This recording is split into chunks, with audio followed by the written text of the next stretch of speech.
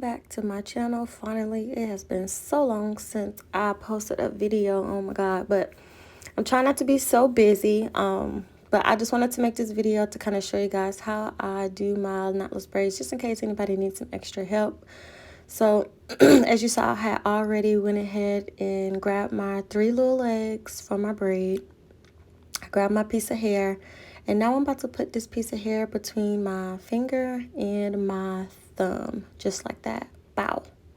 And then you just want to continue on braiding just like you're doing a regular French braid.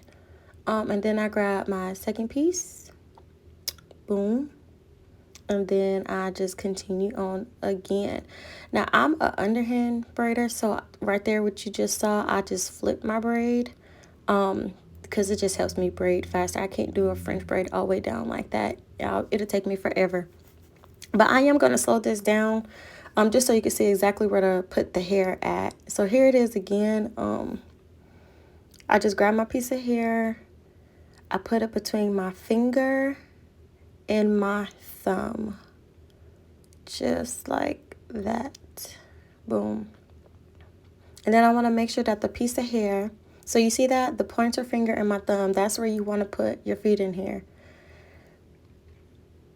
And then you just continue on like you do in a normal braid. But you want to make sure that the piece of hair that you add with it is just about similar to the size of their natural hair, because if it's way too big, it's gonna make a knot. It's gonna make a knot at the top because the hair is too thick for their natural hair. So you always want to start off with a small piece, and then if they want, you know, bigger braids, you just continue to add the hair in. So here I am right now, just bringing it on down. All right, so you see that? So you see how there's no knot? You just want to continue that all the way down till you get to the end. Bow, bow. And that's okay if y'all not fast braiders out there. You can braid slow. Somebody will come to you, I promise you. Just take your time and keep practicing. All right.